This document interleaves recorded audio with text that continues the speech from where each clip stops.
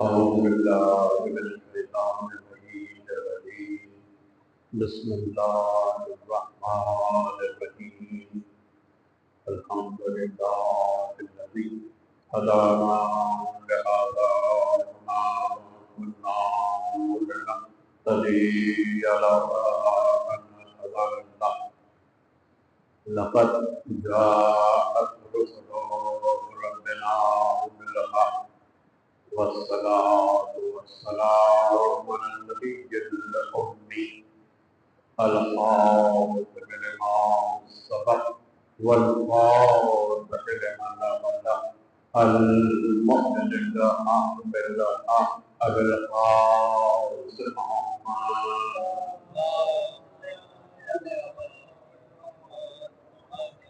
وأشهد الطيبين الطاهرين المحسنين المظلومين الذين أذهب الله عنهم الرجس وطهرهم تطهيرا.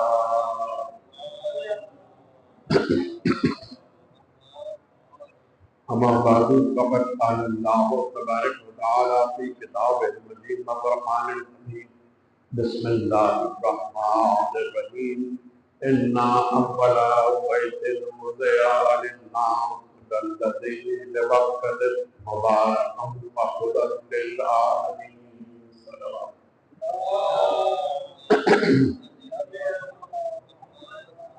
زحمت فرما کے اگر موبائل آپ اپنے رکھ دیں تو مطلب مناسب ہے. مجلس پہ بیٹھیں تو مجلس تقدس مجلس کو ضرور خیال رکھیں. ایک مرتبہ اور سوال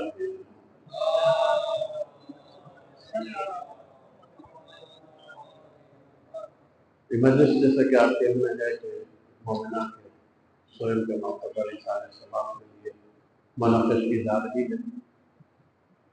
مجالس کا جو سوئل چہلوں یا برسی کے موقع پر منعقد کی جاتی ہے، ان کا مقصد یہی ہوتا ہے کہ کوئی پیغام اس حوالے سے کہ ہماری زندگی میں کیا اہمیت ہے، کیا کردار ہے، وہ بیان کیا جائے.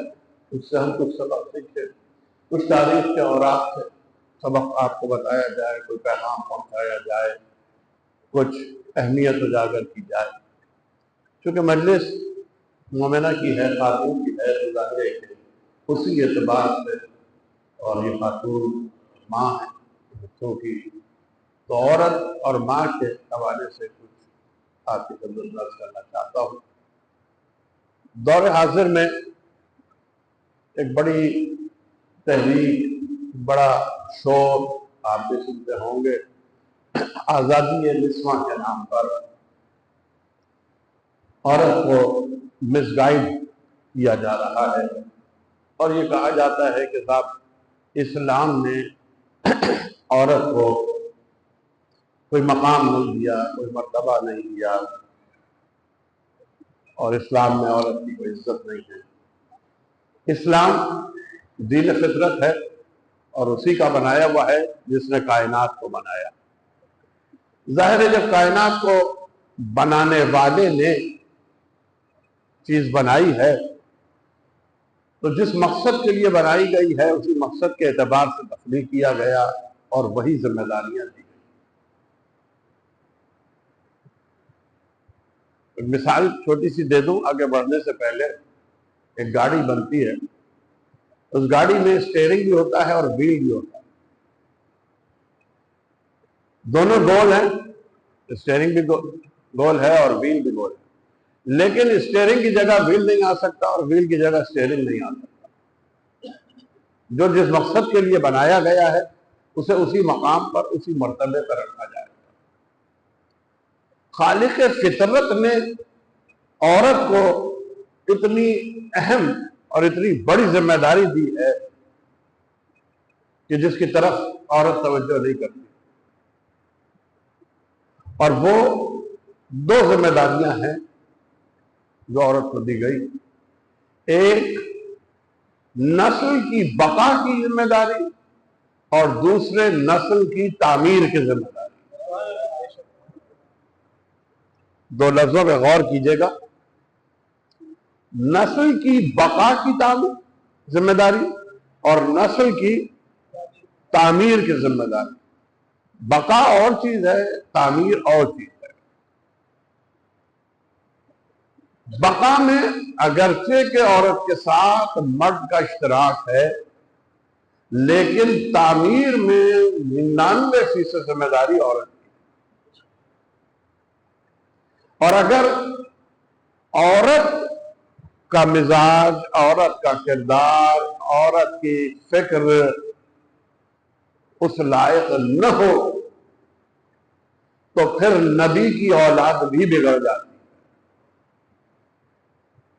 ہمارے ساتھ سامنے اس کی بڑی مثالیں ہیں. حضرت نوح پیغمبر کی مثال ہے کہ نوح جیسا صاحب شریعت نبی، جو پہلا صاحب شریعت نبی ہے، اس کا اپنا بیٹا کنعان اور اس کی زوجہ رابعہ. ظاہر ہے کہ ماں کی تربیت خراب تھی تو نہ صرف یہ کہ خود ڈوبی بلکہ بیٹے کو بھی ڈبو دیا، اور قرآن کو کہنا پڑا کہ لیسا من اہلک، اے نوح یہ تمہارا بیٹا تو ہے مگر تمہارا اہل نہیں ہے. اہلیت کیوں نہیں ہے؟ اس لیے کہ ماں کی تربیت نہیں.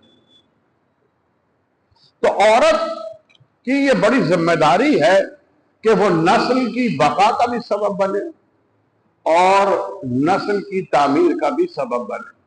یہاں میں جو میری مائیں، بہنیں، بیٹیاں بھی اس بات کو سن رہی ہیں، وہاں بھی یہ پیغام پہنچا دو کہ کسی چیز کی بقا کے لیے قربانی لازم ہے.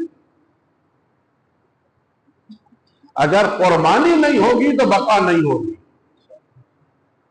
یہ بات ذہن میں رکھیے گا. اگر قربانی نہیں ہے تو بقا نہیں. تو چونکہ نسل انسانی اور پیغام توحید کی بقا کی ذمہ داری عورت پر ہے، اس لیے پروردگار عالم نے عورت کو قربانی کا مظہر بنا کر بھیجا. دیکھیے دو چیزیں ہیں، ایک ہے محبت، ایک ہے عقل. عشق اور عقل، جسے اقبال نے بھی تقابل کیا ہے عشق اور عقل کا. عشق کہہ لے، محبت کہہ لے. عشق قربانی مانگتا ہے، عقل سوچتی ہے. پروردگار عالم نے مرد کو عقل کا مظہر بنایا اور عورت کو عشق کا مظہر بنایا. چونکہ عشق کا مظہر بنایا ہے تو قربانی عورت کے حصے میں آئی. جس طرح مثال اور دے دوں تاکہ بات واضح ہو جائے، جس طرح زمین اپنے سینے کو چیرتی ہے، قربانی دیتی ہے، تو اپنے سے اعلیٰ کی بقا کا سبب بنتی ہے، یعنی نباتات کا، درخت کا، شجر کا، اشجار کا کی بقا کا سبب بنتی ہے. اگر زمین یہ قربانی نہ دے، اپنے سینے کو نہ چیرے، تو نباتات کی بقا نہ ہو. نباتات کی بقا زمین کے قربانی دینے میں، اپنے سینے کو چیرنے میں پروردگار نے رکھی ہے. اسی طرح عورت کے لیے کو یہ جذبہ قربانی پروردگار عالم نے عطا کیا ہے تاکہ وہ نسل کی بقا کا بھی سبب بن سکے اور نسل کی تعمیر کا بھی سبب بن سکے. تاریخ کے اوراق میں آغاز انسانیت پہ ذرا سی نگاہ ڈالیے، جہاں پروردگار عالم نے آدم کو خلق کیا، اور صرف خلق نہیں کیا بلکہ بڑی فضیلتوں سے نوازا. آدم کو خلقت کے ساتھ، خلقت سے پہلے خلقت کے ساتھ بڑی فضیلتوں سے نوازا. کیا فضیلتیں ہیں آدم کی؟ ما منعک ان تسجد لست بیدی. شیطان سے جب اسے سجدے سے انکار کیا تو پروردگار عالم نے کیا کہا؟ تجھے کس نے منع کیا سجدہ کرنے سے جسے میں نے اپنے ہاتھوں سے بنایا؟ اب میں ہاتھوں کی تفصیل میں نہیں ابھی جانا چاہتا، لیکن بنایا اللہ نے اپنے ہاتھوں سے، اس سے بڑی فضیلت کیا ہوگی؟ کسی اور کے لیے یہ لفظ نہیں استعمال ہوا قرآن مجید میں، کسی نبی کے لیے، کسی پیغمبر کے لیے، کسی ولی کے لیے نہیں استعمال ہوا کہ میں نے اپنے ہاتھوں سے بنایا۔ آدم کو یہ فضیلت دی کہ اپنے ہاتھوں سے بنایا، یہ پہلی فضیلت۔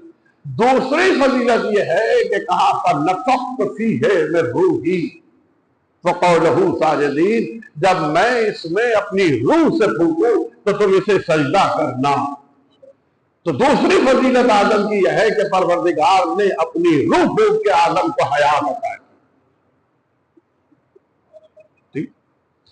تیسری فضیلت آدم کی یہ ہے وَقَعُوا لَهُ سَاجِدِينَ، ملائکہ سے کہا جب میں روح پھونک دوں اور یہ انسان بن جائے تو اسے سجدہ کرنا۔ یہ سجدے کا حکم کسی کو نہیں ملا، کسی کے لیے نہیں، اپنے ہاتھوں سے بنانے کا حکم کسی کے لیے نہیں۔ یہ تین فضیلتیں پروردگار عالم نے آدم کو عطا کی، لیکن ان تین فضیلتوں کے باوجود آدم پہلے نبی تو بن گئے، فضیلتیں دی، بنا دیا، روح پھونک دی، آدم پہلے نبی تو بن گئے، مگر آدم ابو الانبیاء نہ بن سکے۔ آدم پہلے بشر تو بن گئے مگر آدم ابو البشر نہ بن سکے۔ بشر تو بن گئے، پہلے بنا دیا بشر، پروردگار عالم نے روح پھونک دی، لیکن ابو البشر نہیں بن سکتے آدم، ابو الانبیاء نہیں بن سکتے آدم۔ آدم کا سلسلہ نسب آگے نہیں بڑھ سکتا، آدم کی نسل آگے نہیں چل سکتی، اتنی فضیلتوں کے باوجود کہ ہاتھوں سے بھی بنایا ہے، روح بھی پھونکی ہے، سجدہ بھی ملائکہ سے کروا دیا، مگر آدم صرف آدم ہے، ابو الآدم نہیں۔ آدم صرف بشر ہے، ابو البشر نہیں۔ نسل آدم اور فکر آدم آگے نہیں بڑھ سکتی جب تک کہ آدم کی زندگی میں ایک عورت حوا زوجہ بن کے نہ آ جائے۔ توجہ ہے آپ کی؟ آدم صرف آدم ہے، ختم ہے آدم کی حیات اگر زوجہ بن کے حوا نہ آئے۔ نہ ابو البشر کی فضیلت، نہ ابو الانبیاء کی فضیلت، نہ نسل کے آگے بڑھنے کی فضیلت، نہ پیغام کے آگے بڑھنے کی فضیلت، قافلہ حیات منجمد ہو جائے، رک جائے اگر آدم کی زندگی میں عورت زوجہ بن کے نہ آئے۔ لیکن یہ زوجہ بن کے آنا بھی کافی نہیں ہے۔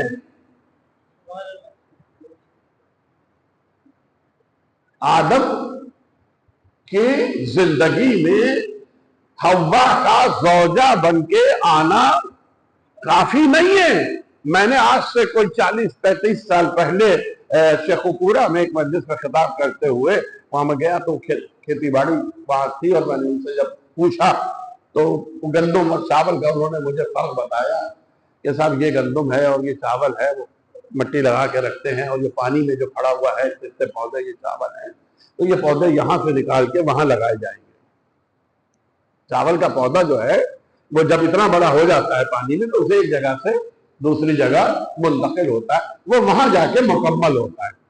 گندم جو ہے جہاں لگائی جاتی ہے وہیں مکمل ہو جاتی ہے، وہیں بڑی ہو جاتی ہے، وہیں سے توڑ لی جاتی ہے، دوسری جگہ شفٹ کیا جاتا۔ تو میں وہاں بیٹھا ہوا تھا اور بیٹھے بیٹھے میرے ذہن میں بات آئی کہ گندم اور چاول کی مثال مرد اور عورت کی سی ہے۔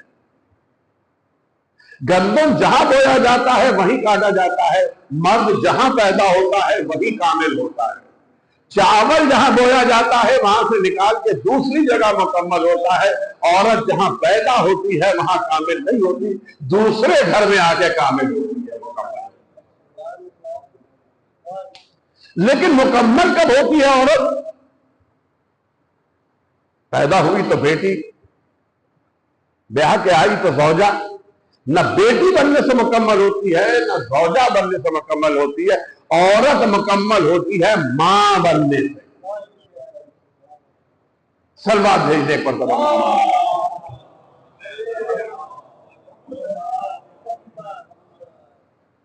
عورت مکمل ہوتی ہے ماں بننے سے۔ تو یہ جو ماں ہے جس کے لیے عربی میں لفظ ہے ام. اب دیکھیے میں نے آیت پڑھی ہے سورہ آل عمران کی 96 نمبر آیت پڑھی، جس میں ترجمہ بھی آپ کے سامنے بیان کر دوں. ان اول بیت وضع للناس للذی ببکۃ مبارک وہدی للعالمین. ہم نے زمین پر پہلا گھر جو بنایا ہے وہ بکہ میں بنایا. یہ مکے کا ایک نام ہے بکہ میں بنایا. یہ مبارک بھی ہے اور ذریعہ وسیلہ ہدایت بھی ہے عالمین کے لیے. اب ترجمہ پڑھ دیا تو بعد یہ سوچ رہے ہوں گے کہ اس آیت کا ماں سے کیا تعلق؟ گھر بنایا ان اول بیت وضع للناس، جو لوگوں کے لیے ہم نے پہلا گھر جو بنایا ہے بکے میں، وہ مبارک بھی ہے، وہ ہدایت کا ذریعہ بھی ہے، وسیلہ بھی ہے عالمین کے لیے. گفتگو کر رہا ہوں ماں پر، تو پہلی بات تو سمجھ لیجئے کہ آپ بناتے ہیں مکان، اور مکان کو گھر بناتی ہے عورت. مکان کو بناتی ہے گھر عورت. چار دیواری بن گئی، دروازہ لگ گیا، کھڑکیاں لگ گئی، چھت لگ گئی، آرائش ہو گئی، یہ مکان بن گیا. یہ مکان رہے گا جب تک کہ عورت نہ آ جائے. تو جس طرح آدم کی زندگی میں عورت نہ آئے تو آدم رہتے ہیں، ابو البشر نہیں بنتے، ابو الانبیاء نہیں بنتے، اسی طرح مکان گھر نہیں بنتا جب تک کہ عورت نہ آ جائے. لیکن اس کی اور بھی وجوہات ہیں اس آیت کے پڑھنے کی. سورہ آل عمران کی 96 آیت جو میں نے پڑھی ہے، ان اول بیت وضع للناس، ہم نے پہلا گھر جو بنایا ہے، یہ وہ جگہ ہے مکے کی جسے ام القریٰ بھی کہتے ہیں. ابھی میں نے کہا کہ لفظ ماں کی عربی ہے ام، اور اس جگہ کو ام القریٰ بھی کہتے ہیں، قریوں کی ماں. کیوں کہتے ہیں ماں؟ ام کے کیا معنی ہے؟ ام کہتے ہیں اس مقام کو جہاں سے آغاز ہو، مرکز ہو. جو چشمہ پھوٹتا ہے پانی کا، جہاں سے پانی نکل کے جاتا ہے، اس چشمے کو بھی ام کہتے ہیں. مرکز جہاں سے آغاز حیات ہو. تو چونکہ عورت سے آغاز حیات ہوتا ہے، اس لیے عورت کو بھی ام کہتے ہیں، ماں کہتے ہیں. یعنی حیات آگے بڑھ نہیں سکتی جب تک کہ ماں نہ بن جائے عورت. عورت کامل ہوتی ہے تو نسل بھی آگے بڑھتی ہے، نسل آگے بڑھے گی تو فکر بھی آگے بڑھے گی، نظریہ بھی آگے بڑھے گا، قافلہ حیات بھی آگے بڑھے گا. سلوات بھیج دیکھ پڑا.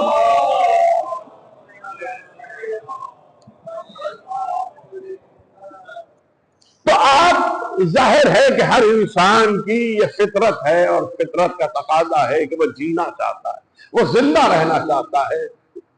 جب یہ دیکھ لیا کہ جسمانی طور پر یعنی جسم زندہ نہیں رہ سکتا، تو اللہ نے بقا کا ایک دوسرا طریقہ یہ بتایا کہ اگر باقی رہنا چاہتے ہو تو تم تو چلے جاؤ، لیکن تمہاری فکر باقی رہے، تمہارا نظریہ باقی رہے. تو جب تک تمہاری فکر باقی رہے گی، تمہارا نظریہ باقی رہے گا، اس وقت تک تم باقی رہو گے.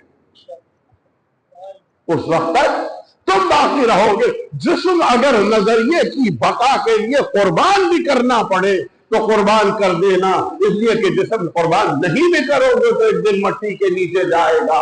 لیکن اگر نظریے کی بقا کے لیے جسم کو قربان کرو گے تو جسم چلا جائے گا، تمہارے نظریے کی صورت میں تمہاری زندگی باقی رہے گی. سلوات بھیج دیکھ پڑتا.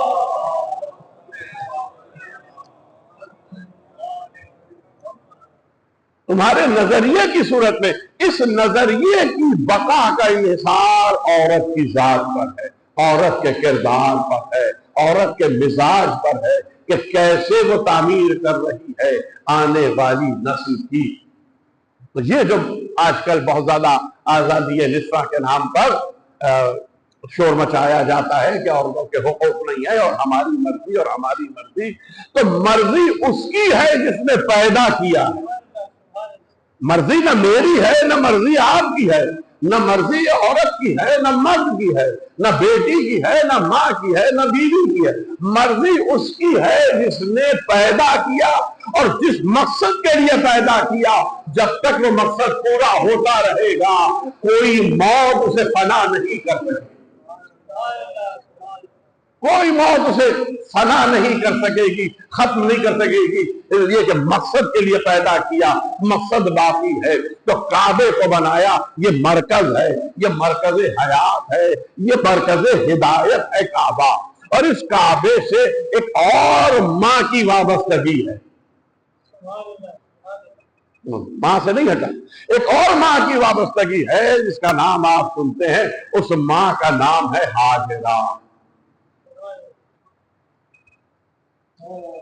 جب ابراہیم کو حکم ہوا کہ اپنی زوجہ کو اس بچے کے سمیت اس کعبے کی بے آب و گیاہ زمین پر چھوڑ کے آ جاؤ. ابراہیم کا وطن کیا تھا؟ شام. حکم کیا ہوا؟ مکے میں بے آب و گیاہ زمین پر، اللہ کی اس سرزمین پر، اللہ کے اس گھر کے پاس اپنی بیوی اور اپنے بچے کو چھوڑو. اور ابراہیم نے چھوڑا اور کہا پروردگار میں اس بے آب و گیاہ زمین پر اپنی نسل کو، اپنے وارث کو چھوڑ کے جا رہا ہوں، تو اس کی خیر کرنا اور لوگوں کے دلوں کو ان کی طرف پھیر دینا. لوگوں کے، اب دیکھیے یہ ہاجرہ کی قربانی ہے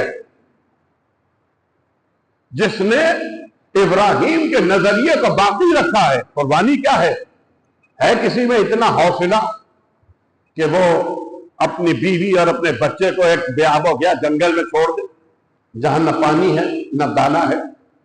ایک سوال کیا ہاجرہ نے، تاریخ لکھتی ہے. یہ بڑا عجیب سوال ہے، اس سوال کو غور کیجئے گا اور ماں کی عظمت کو غور کیجئے گا. اور یہ جو میری مائیں بہنیں بیٹیاں سن رہی ہیں خاص طور سے اس کو دیکھیں. یہ دو چیزیں ہیں. کیا کہا ہاجرہ نے؟ ایک سوال کیا ابراہیم سے، جناب اگر پانی ختم ہو جائے تو میں کیا کروں؟ کہ بچہ چھوٹا ہے نا، ابھی کھڑا بھی نہیں ہو سکتا، بچہ بول بھی نہیں سکتا ہے، بہت چھوٹا بچہ ہے. تو اس بچے کے لیے، اپنے لیے نہیں سوال کیا، اس بچے کے لیے سوال کیا کہ یہ جو پانی میرے پاس موجود ہے، یہ پانی اگر ختم ہو جائے تو میں کیا کروں؟ اب جواب ابراہیم سنیے گا اور عمل ہاجرہ دیکھیے گا. ابراہیم نے کہا کہ اگر پانی ختم ہو جائے تو اس پہاڑی کی طرف، مروہ کی پہاڑی کی طرف اشارہ کیا، ادھر ڈھونڈنا، شاید پانی کی کوئی سبیل نکل آئے.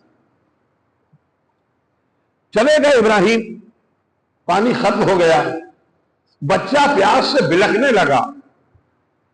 بچہ پیاس سے بلکنے لگا. اب ہاجرہ گئی، حج آپ کو اللہ نصیب کرے اور آپ نے سنا بھی ہے اور دیکھا بھی ہے کہ پروردگار عالم نے ہاجرہ کی اس سعی کو رکن حج بنا دیا.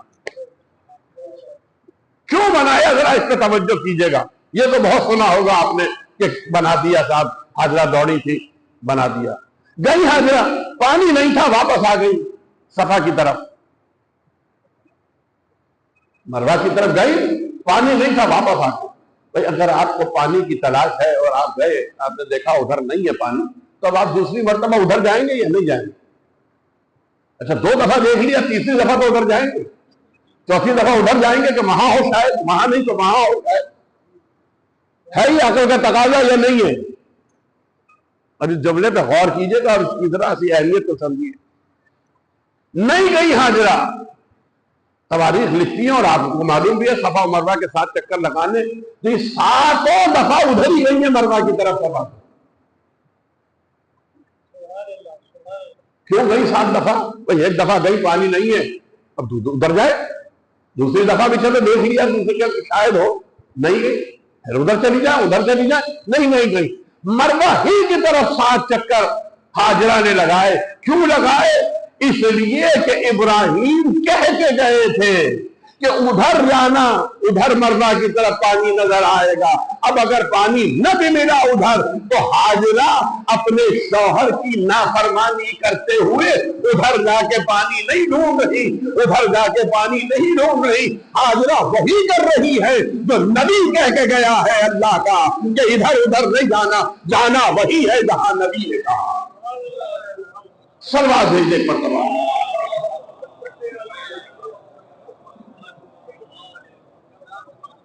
اب دیکھیے کہ ماں کی بچے کے لیے، بچے کی بقا کے لیے اس کوشش کو اور اطاعت نبی میں رخ نہ بدل کے بچے کی بقا کے لیے اس کوشش کو، پہلی دفعہ پانی نہیں ملا آدمی مایوس ہو جاتا ہے، دوسری دفعہ نہیں ملا مایوس ہو جاتا ہے، تیسری دفعہ نہیں ملا مایوس ہو جاتا ہے، چوتھی دفعہ نہیں ملا مایوس ہو جاتی، پانچویں دفعہ نہیں، چھٹی دفعہ نہیں، 7 دفعہ چکر لگایا ہے۔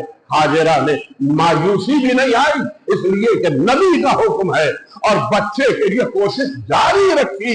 یہ نہیں سوچا کہ نہیں ہے پانی تو دوبارہ کیوں جاؤں، تیسری بار کیوں جاؤں، چوتھی بار کیوں جاؤں۔ تو بچے کی بقا کے لیے حاجرہ کی یہ کوشش اتنی پسند آئی پروردگار عالم کو کہ قیامت تک کے لیے اسے حج کا رکن بنا دیا، یعنی عبادت بنا دیا کہ آپ پیروی حاجرہ کریں۔ تو ماں اگر بچے کی بقا کے لیے کوئی کام کرتی ہے تو پروردگار عالم کو اتنا پسند آتا ہے کہ وہ اسے مقام و منزلت عبادت بنا دیتا ہے۔ صلوات بھیجے محمد۔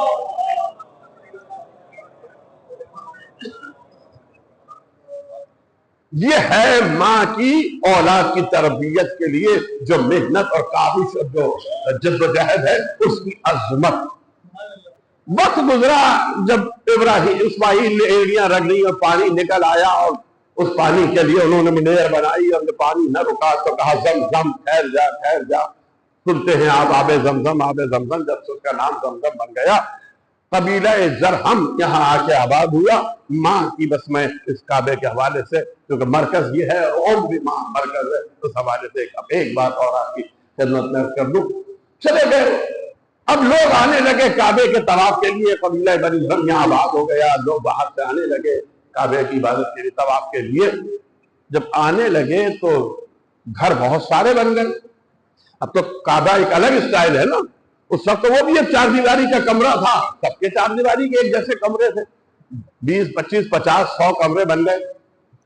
اب 150 کمرے بن گئے تو کون بتائے کہ کعبہ کون سا ہے؟ سب ایک جیسے؟ باہر سے آدمی آیا، اسے کیا معلوم؟ تو اسماعیل وہاں ہوتے تھے تو وہ بتا دیتے کہ بھئی یہ ہے کعبہ، اس کا طواف کرو، اس کی عبادت کرو۔ ایک دفعہ اسماعیل کہیں باہر گئے ہوئے تھے، کچھ لوگ آئے طواف کعبہ کے لیے، آئے تو انہوں نے دیکھا سارے گھر ایک جیسے ہیں، اتنے سارے گھر ہیں، تو اب کس کا طواف کریں؟ تو کسی جولاہے سے پوچھ لیا انہوں نے، کسی ایسے ویسے سے کہ اللہ کا گھر کون سا ہے؟ انہوں نے کسی اور کا گھر بتا دیا، ایسے کے ساتھ یہ گھر ہے، وہ اس کا طواف کر کے چلے گئے۔ اسماعیل واپس آئے تو خبر ہوئی کہ صاحب فلاں نے جولاہے کا گھر بتا دیا تھا، اور وہ اب لوگ وہاں طواف کر کے چلے گئے۔ تو اب ابراہیم پریشان ہوئے، لیکن نتیجہ ایک اس بات کا یہ نکلا کہ کبھی بھی اللہ کا پتہ کسی ایسے ویسے سے نہیں پوچھنا، جسے اللہ نے نومینیٹ کیا ہے اسی سے پوچھو گے تو منزل تک پہنچ پاؤ گے، ورنہ کسی جولاہے کے گھر کا چکر لگا کے چلے جاؤ۔ صلوات بھیجے محمد۔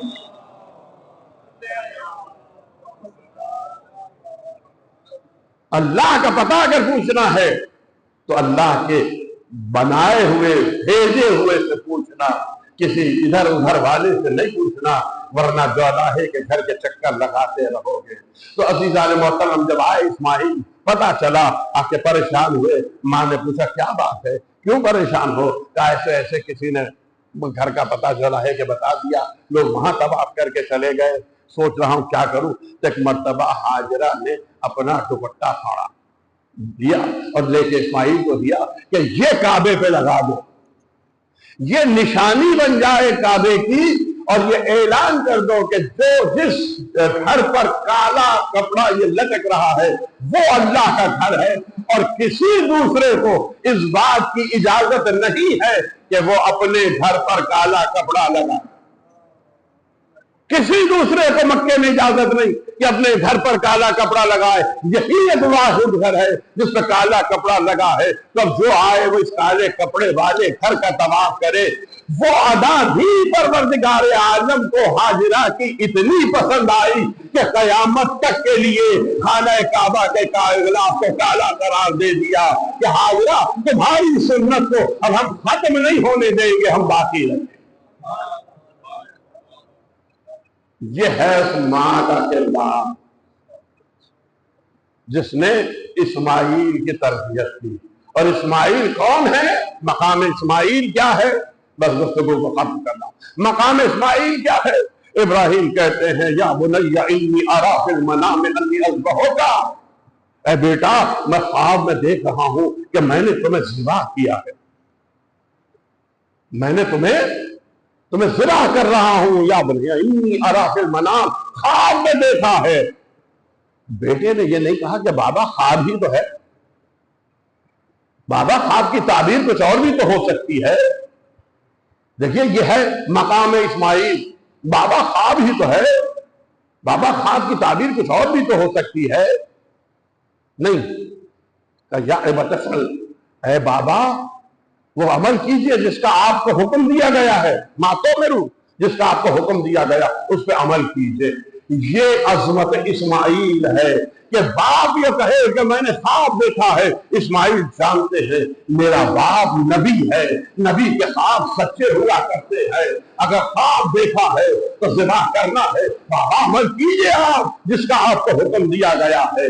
ایسے میں لے کے چلے اسماعیل اور ابراہیم، تیار کیا، نہلایا جلایا۔ ماں نے پوچھا کہاں جا رہے ہو؟ کہا کہ دوست سے ملانے جا رہا۔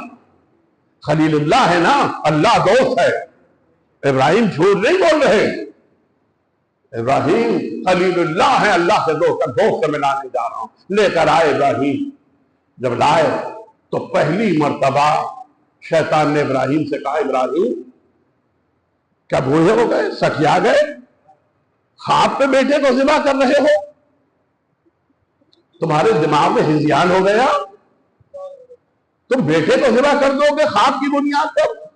ایک مرتبہ فوراً ابراہیم نے کہا تو شیطان ہے، دفع ہو جا۔ کہوں ابراہیم آپ کو کیسے پتا یہ شیطان ہے؟ وہ تو بوڑھے آدمی کی شکل میں آیا، کہا دیکھا نہیں نبی کے دماغ پر شک کر رہا ہے، نبی کے دماغ پر شک کر رہا ہے۔ جب ابراہیم کو نہیں بہکا سکا تو آگے گیا، اسماعیل کے پاس آیا، تمہارے باپ تو کیا گئے، بوڑھے ہو گئے، تمہیں ذبح کرنے کے لیے لے کے جا رہے ہیں، کیا دفع ہو جا، تو شیطان ہے۔ اسماعیل نے بھی پہچان لیا۔ جب یہاں سے ناکام ہوا تو ہاجرہ کے پاس آیا، دروازے پہ کھٹکھٹایا، کوئی بات کیا، کیا بات ہے؟ کہ چلو تمہارے شوہر اپنے بیٹے کو ذبح کر رہے ہیں، وہ پاگل ہو گئے، میرے ساتھ چلو اپنا بیٹا بچانے کے لیے۔ ایک مرتبہ اس ہاجرہ نے فوراً کہا تو شیطان ہے، دفع ہو جا یہاں سے۔ بھئی وہ تو نبی تھے، پہچان گئے کہ یہ شیطان ہے، یہ ہاجرہ تو نبی نہیں ہے، انہیں کیسے پتا کہ شیطان کا دیکھ نہیں رہے، نبی کی بیٹی کو گھر سے باہر لے کر آ رہا ہے۔ خیال نہیں کیا تم نے، نبی کی بیٹی کو بیوی کو گھر سے باہر لے کر آ رہا ہے، نبی کی زوجہ کو گھر سے باہر نکال رہا ہے۔ وہ کہے ابراہیم، لٹایا اسماعیل کو، ذبح کیا، چھری دی، آنکھوں پہ پٹی اپنے بھی باندھی، بیٹے کی آنکھوں پہ بھی پٹی باندھی، اور ایک مرتبہ چھری پھیری ابراہیم نے۔ اب جو پٹی کھولی تو دیکھا کہ دمبا ذبح ہوا ہے، اور اسماعیل کھڑے مسکرا رہے ہیں۔ کہا پروردگار کیا تو نے میری قربانی قبول نہیں کی؟ کہا نہیں ابراہیم، ہم نے قربانی تو قبول کر لیا، لیکن ہم نے اسے فدیٰ بذبح عظیم، ذبح عظیم کا فدیہ قرار دے دیا، اور ہم نے اسے آخرت کے آخری زمانے کے لیے چھوڑ دیا۔ یہاں ابراہیم بیٹے کو بقا کے لیے قربان کرنا چاہتے ہیں، آنکھوں پہ پٹی ہے، یہاں ابراہیم قربان کرنا چاہتے ہیں، بیٹے کے لیے آنکھوں پہ پٹی ہے، لیکن وہاں محمد مصطفیٰ کی بیٹی جس کا نام فاطمہ زہرا ہے کہ ایک مرتبہ جب حسین کے شکم مادر میں آئے تو یہ اطلاع ملی کہ بیٹا جو آیا ہے شکم مادر میں یہ اللہ کی راہ میں قبول کیا جائے گا، قربان ہوگا، شہید ہوگا۔ جب ولادت ہوئی ایک مرتبہ بیٹا پیدا ہوا، ماں خوش ہوتی ہے، ماں کھل جاتی ہے کہ بیٹا پیدا، لیکن سیدہ رسول کی بیٹی بیٹے کے پیدا ہونے پر جب پھر جبرائیل نے آ کے رسول سے کہا یا رسول اللہ آپ کا یہ بیٹا 3 دن کا بھوکا پیاسا کربلا کی سرزمین پہ ذبح کیا جائے گا، رسول کی آنکھوں میں آنسو آئے۔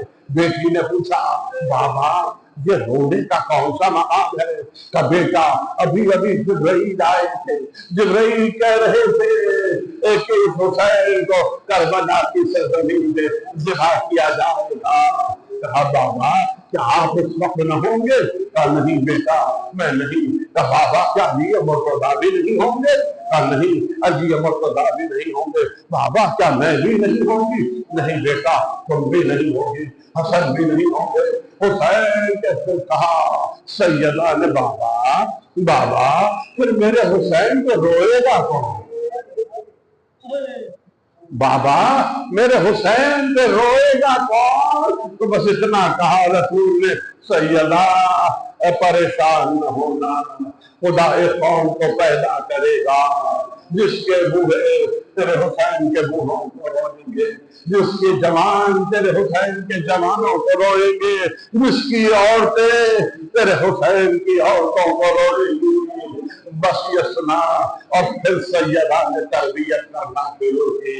ایک طرف سیدہ کے ذہن میں آپ ہیں جو حسین کو رونے والے ہیں، اور ایک طرف سیدہ کے ذہن میں بیٹا ہے جسے قربان ہونا ہے۔ یہ تربیت سیدہ کر رہی ہیں۔ قدرت نے 2 بیٹے دیے، 2 بیٹیاں دی فاطمہ کو، دونوں بیٹوں کو دین کی بقا کے لیے قربان کیا فاطمہ نے، دونوں بیٹیوں کو دین کی قربانی کے لیے تیار کیا فاطمہ نے۔ کربلا کی سرزمین پہ جب آئے نا حسین رخصت آخر کے لیے اپنے بیٹے کے بعد ایک مرتبہ آپ کو یاد کیا حسین نے، بیٹا سید سجاد جب لوٹ کر مدینے جانا میرے شیعوں سے کہہ دینا شیعتی اما شربتنی فندبونی، اے میرے شیعوں جب کبھی ٹھنڈا پانی پیو تو میری پیاس کو یاد کر لینا۔ بہت دارو وہ ماں تربیت دے کے جا رہی ہے، تربیت دے کے جا رہی ہے، اور اس انداز میں تربیت دی جب وصیتیں تھی۔ ایک مرتبہ بیٹی کو بلایا، زینب میرا یہ حسین ہے نا، یہ میرا حسین راتوں کو پیاسا ہوتا ہے، یہ پانی مانگتا ہے۔ زینب جب تک میں زندہ تھی میں حسین کو پانی دیتی رہی، اب یہ تمہاری ذمہ داری ہے زینب، تب تم ان بچوں اس کو حسین کو جب پانی مانگے تو پانی دے دینا، ایسا نہ ہو میرا حسین پانی مانگے اور کوئی پانی پلانے والا نہ ہو۔ زینب بھائی کے بستر کے بازو بیٹھ جاتی، پانی ہاتھ میں ہوتا، ادھر حسین کی آواز بلند ہوتی، یہ ماں کی تربیت، ادھر حسین کی آواز بلند ہوتی، ادھر زینب پانی لے دیتی۔ ایک رات ایسی آئی شہزادی کی آنکھ لگ گئی، حسین نے کہا پانی، زینب نہ سن سکی، دوبارہ کہا پانی، حسین زینب نہ سن سکی۔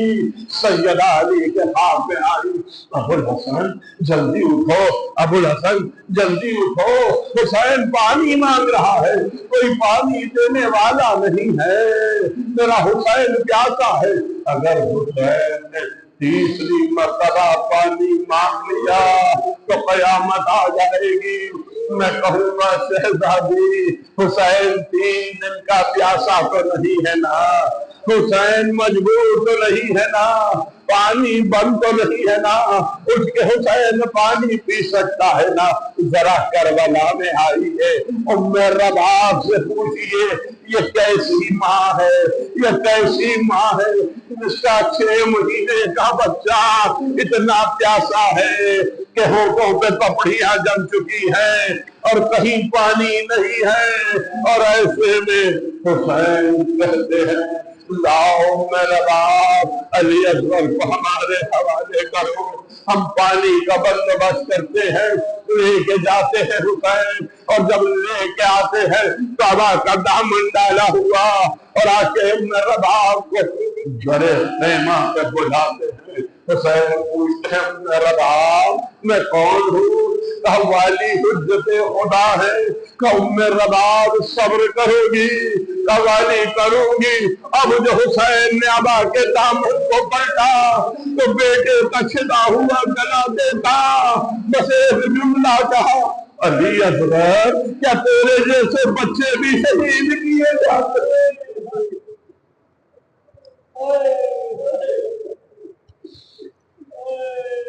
اللہ اللہ